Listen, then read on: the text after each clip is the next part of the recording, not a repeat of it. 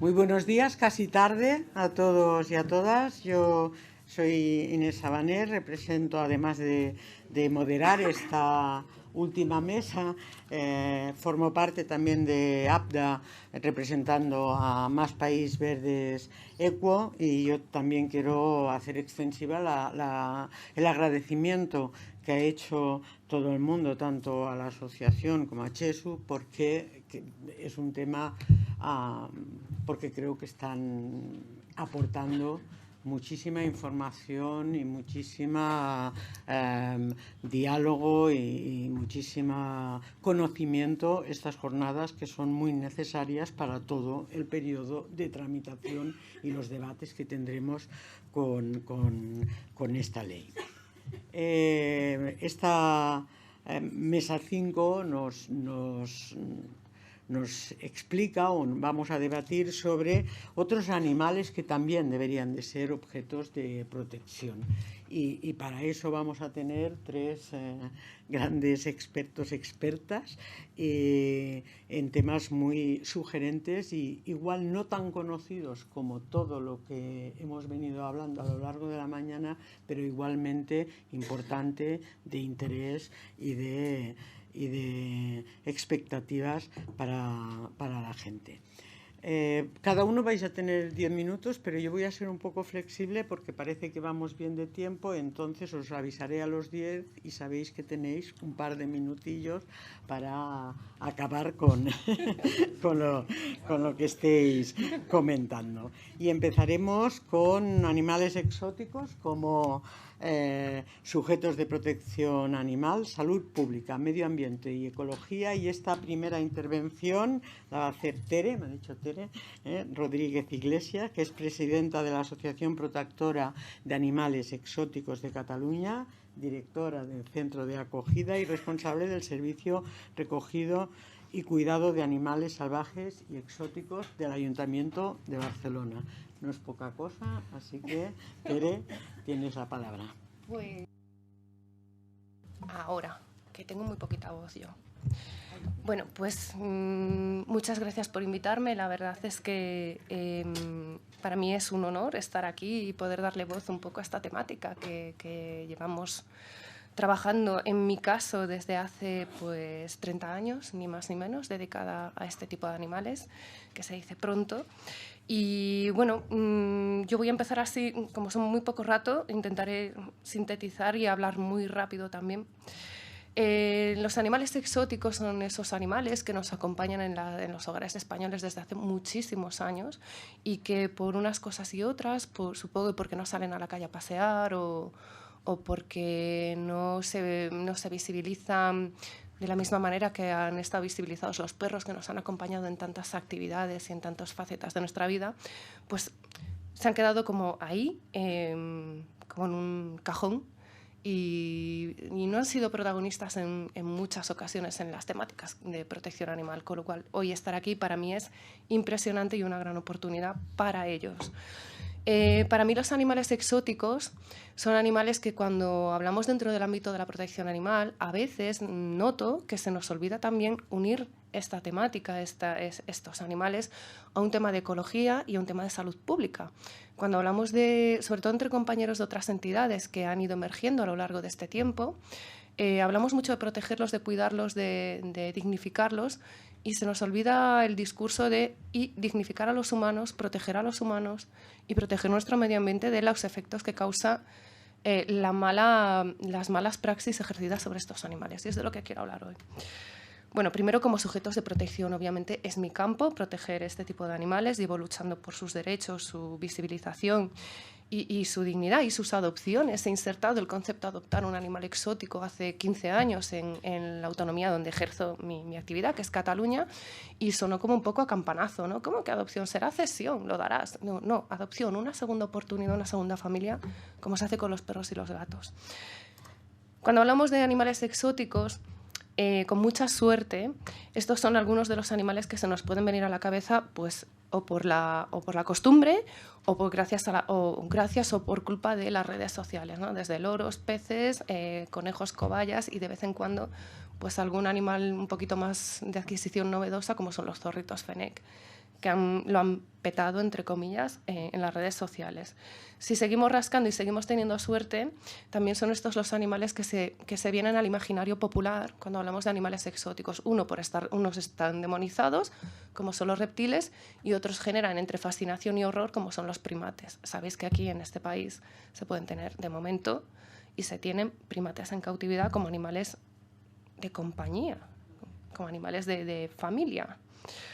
Pero en realidad, cuando hablamos en España de tenencia, cría, cesión y venta, y digo cesión con conocimiento de causa, porque la palabra cesión es la palabra que ha ocultado ventas ilegales de animales exóticos todos los días, de todo el año, durante muchísimos años. Cuando hablamos de esto, estamos hablando de muchísimas más especies de las que estáis viendo en la presentación, o sea, desde loros, mamíferos de todas las índoles y todos los tamaños, aves rapaces para practicar cetrería, caza, animales de granja exóticos, animales, todo lo que os podéis imaginar. Sería muy extenso, solo tengo 10 minutos. Todos estos animales dromedarios que hablaba José Enrique antes para las romerías y cabalgatas, bueyes, loros, aves de los 4 puntos cardinales, de los 5 continentes, reptiles, quelonios, todo, ¿vale? Todo lo que se nos pueda poner en la cara, en el objetivo, todo eso es lo que está permitido en este país tener. Comprar, ceder y maltratar y abandonar y perder. Yo todo este cajón desastre que manejo a diario, porque es verdad que en el centro que acoge todos los animales que recogemos en la ciudad de Barcelona, Hospitalet, Cornellà y Sant Feliu de Llobregat, para no volvernos todos locos en ese centro, los hemos organizado en 3 grandes cajones desastre, que son animales CITES, no CITES y las especies invasoras, denominadas invasoras desde 2013. Es la única manera que hemos encontrado de poder ordenar un poco la casa y cada vez que viene un animal, pues saber en qué apartado legal, gran apartado legal, poder ponerlo. No es una gran solución, pero es la solución que hemos encontrado. Esta es nuestra realidad con los animales exóticos que, mira, este gráfico lo he sacado del mismo sitio que lo ha sacado Agnès, su gráfico de los gatos, viene de la misma fuente y esta es la comparativa 2013 versus 2021. La creciente adquisición, esto solo es adquisición, o sea, animales exóticos que viven en los hogares españoles. No están hablando de los animales exóticos que viven en núcleos zoológicos de exhibición, de espectáculos, de zoos particulares, zoos públicos. Tampoco habla de los grandes mamíferos, ni de reptiles, ni de anfibios, ni de artrópodos, ni de otras tantísimas especies exóticas que se tienen. Como podéis ver, nada que envidiar a las cantidades de perro y gato.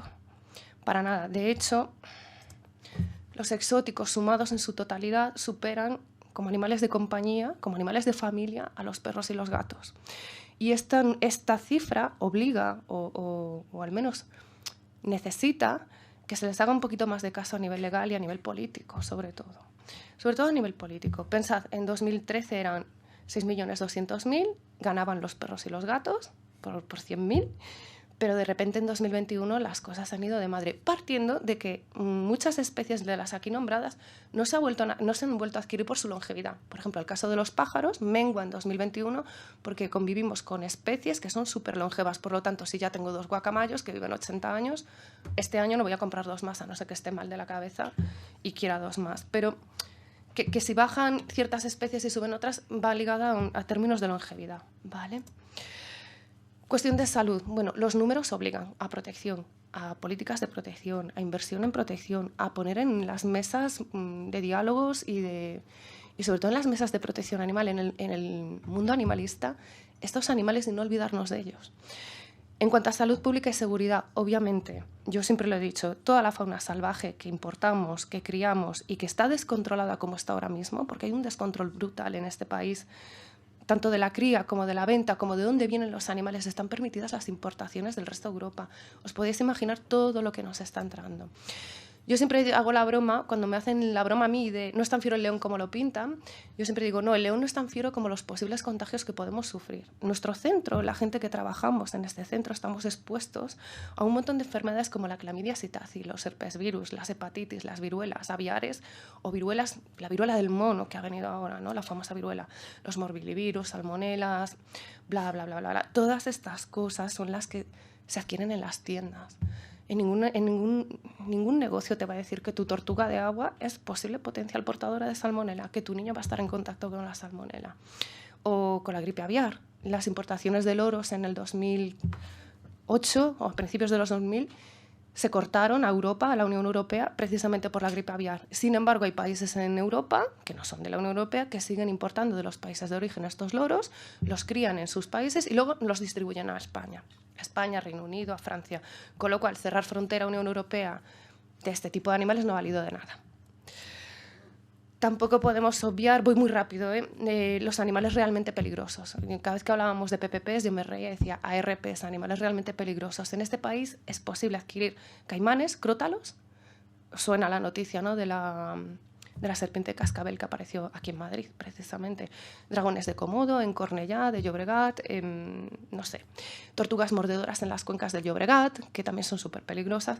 Tampoco hay que obviar que de cara a la salud pública no solo estamos hablando de contagios, sino que también de accidentes que podemos tener por pérdida/abandono. Y cuando hablo de pérdida/abandono, es triste, pero tengo que hablar de pérdida/abandono porque todavía no es obligatorio en este país identificar a todos estos animales, con lo cual cuando actuamos en uno que está en la vía pública, pues no podemos hablar de abandono ni actuar legalmente como si ese animal estuviera abandonado, porque en el momento que denunciamos puede venir el propietario y decirnos, ah, no, es que yo lo perdí, ¿vale? Porque no es obligatoria una identificación, una trazabilidad a día de hoy. Los animales de gran tamaño, grandes depredadores y animales venenosos también está permitido a la venta, y en el caso de los venenosos con alguna regularización. ¿Vale? Está un poquito regulado, al menos en la autonomía de la que yo vengo, está regulado. Cuestiones medioambientales y ecológicas. Es evidente que todos estos animales que hemos traído representan un perjuicio a la hora de abandonar o de perderse, representan un perjuicio a nuestro medio ambiente. El Real Decreto de Fauna Invasora, que surgió en 2013 como una de las medidas pioneras a la hora de gestionar este tipo de animales, fue la gran confirmación de que estos animales afectan a nuestro medio natural y a nuestro entorno y a las especies autóctonas que están protegidas y las no protegidas también. En 2013 sale el decreto con las alegaciones pertinentes, que no resuelve los problemas reales porque es un decreto que ha ido sumando especies año tras año, se han ido poniendo nuevas especies, ha ido a golpe de improvisación casi, ¿no? Parece que según íbamos viendo cómo rodaba la rueda, con los animales metíamos esa especie o no, depende de las quejas de los criadores. Es una lista que no funciona porque se ha basado en el número de animales, cuántos animales tenemos en el medio natural de esa especie, qué están haciendo a nivel mecánico, pero no se ha hablado de, por ejemplo, los potenciales contagios que pueden tener sobre nuestra fauna autóctona, no se habla del potencial no zoonótico, sino contagio a especies autóctonas similares, del mismo taxón, ¿no? Y luego, obviamente, este Real Decreto tiene un problema enorme, que son que los métodos de control de estas especies siempre van por detrás de la propuesta. No se propone un método de control y luego se habla de la especie. Se pone la especie y luego se habla de cierto control. Aquí en Madrid lo estáis viviendo ahora mismo con las cotorras y los disparos. ¿Creéis que va a funcionar la medida? No va a funcionar. Y os voy a decir el por qué. Porque en ningún momento se ha hablado de etología de estos animales. No nos hemos sentado a hablar nadie sobre cómo funciona una cotorra y qué perjuicios reales. Hablo de las cotorras porque estamos en Madrid, es un ejemplo directo, ¿eh? Lo mismo pasa con mapaches, con tortugas de Florida y con coatíes y un montón de especies. Pero no se ha sentado a hablar de etología, nos hemos sentado a hablar de que gritan, de que hacen nidos, de que desplazan otras especies sin estar científicamente probado. Hay otros estudios científicos que prueban lo contrario. Y poco más. No se ha hablado de cómo funcionan, cómo actúan, por qué han proliferado en Madrid, en Barcelona y en ciudades como Sevilla, ¿no? No, simplemente se ha puesto una solución que va por detrás del listado, ¿vale? Y no funciona, ni funcionará. Otros problemas derivados de las especies exóticas y que obligan, yo sigo insistiendo, estamos obligados a protegerlas y a regularizarlas, es la transmisión de patologías a fauna autóctona. Y el ejemplo de los conejitos es muy bien buscado por mi parte, o sea, es una de las especies que siempre como que lo engloban todo, ¿no? Toda esta charla podría ser todo fotos de conejos. El conejo es un animal que nunca se ha declarado especie invasora y es un animal que se vende, se compra, habéis visto los macrocriaderos, ¿no? Se ha visto en la charla anterior, a raudales. Se reponen, no me gusta este conejo. Bueno, tenemos asentamientos de conejos en este país, de conejos domésticos, de conejos criados para compañía. Tenemos un montón de asentamientos que no han salido a la luz o que no interesa que salgan a la luz. Estos animales serían ideales para meter en este listado de especies invasoras, porque hibridan con el autóctono, transmiten enfermedades al conejo autóctono, lo desplazan, le quitan las madrigueras, pelean por el territorio. O sea, son capaces de... Si nos sentáramos a hablar del conejo doméstico, es una de las especies exóticas de tenencia en los hogares españoles que debería de ser sujeto de la mayor protección y del mayor reglamento posible. ¿Otros problemas derivados? Pues problemas ecológicos, las macrogranjas de animales exóticos. Macrogranjas, aparte de las importaciones de los países europeos, que no de la Unión Europea, sino de los países de Europa. En este país la enfermedad de Pacheco es una enfermedad de aves citácidas, estaba erradicada. No nos teníamos que preocupar del Pacheco, ni del PDD, de las enfermedades proventriculares. Ahora sí tenemos que preocuparnos, aparte de que las granjas ya sabemos todo lo que contamina. Tenemos una deuda con los países de origen, una deuda ecológica, les estamos secuestrando un montón de animales que hoy por hoy están catalogados como CITES 1 y que aquí tenemos en abundancia en cautividad y mutilados. En conclusión, ya acabo, los puntos claves de esta ley, que a mí me alegra muchísimo que por fin se hayan incluido este tipo de animales, son las listas positivas, que no podemos tardar 4 años en confeccionarlas, por favor, tenemos que acelerar, estamos obligados, la obligatoriedad de identificar a los animales, hacer una trazabilidad real de ellos para no tener que hablar de abandono / pérdida, sino de abandono o de una pérdida y una devolución al propietario, obviamente, y un control ético de la fauna invasora y la no invasora. Tenemos especies no catalogadas como invasoras que las tenemos en el medio natural generando pues, lo que están generando, perjuicios. Y fin de los espectáculos y exhibiciones de fauna exótica, de fauna salvaje, que lo único que hacen es generar ansia viva. La cantidad de rapaces que se han adquirido en este país por ver un espectáculo medieval es obscena y son todas rapaces exóticas. Además de todo esto, hay que concretar las competencias, si son municipales, autonómicas o estatales. Hay que financiar los proyectos que ya están en marcha. Estos proyectos no pueden depender de capital personal porque estos proyectos cierran precisamente por esto. Y hay que fomentar desde ya la creación de nuevos proyectos que acojan este tipo de especies. Lo de concreción de las competencias, pues para saber dónde dirigirnos, para tener unos presupuestos dignos y poder acceder a contrataciones públicas y poder hacer recogidas de estos animales que se abandonan igual o más que los animales domésticos. Y para no tener que volver a escuchar en ningún municipio o en ninguna autonomía, no es mi competencia, no me interesa, ya recojo perros y gatos. Los centros CITES hay que cuidarlos muchísimo más y fomentar más estos centros que acogen todas estas especies de tráfico ilegal que nos entran en los aeropuertos y que se eutanasian en los propios aeropuertos. Y además apoyar a los centros integrales que acogemos especies que no son solo CITES, que también se abandonan los no CITES. Y estos de momento no se están hablando de ellos en ningún estamento. Baja el abandono de perros, esto constatado por ayuntamientos como Hospitalet y San Feliu de Llobregat, y sube el abandono / pérdida, vuelvo a insistir, de animales exóticos. Esto obliga muchísimo a sentarnos a hablar.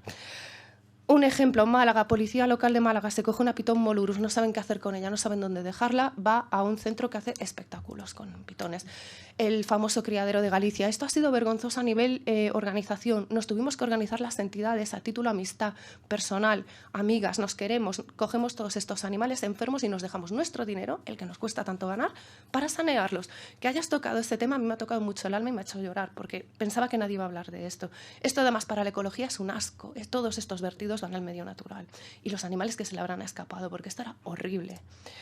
Los puntos clave, bueno, aquí dejo una captura de pantalla que me ha hecho mucha gracia de la semana pasada. Siempre que hago una charla, la semana anterior pasa algo extraordinario, estrafalario y que nos morimos de miedo. Un varano en un jardín en Dos Ríos, en un particular, porque se ha permitido la venta. Este varano acabó en la protectora de perros. Imaginaos la situación, un varano gigante con unos perretes y unos gatetes. Animales que recogemos súper maltratados, la cacatúa de la baronesa Thyssen que le pude devolver, hámsters de los que casi nadie se habla y rapaces exóticas que tampoco, parece que cuando hablamos de animales exóticos son loros, elefantes y leones. Las rapaces también. Y también cuando se pierden por culpa de la actividad de cetrería, causan perjuicios a la fauna autóctona. Nuestros rapaces se hibridan y perdemos biodiversidad. De esto tampoco se está hablando en exceso. Y ya está. Gracias. Perdón por liarme tanto.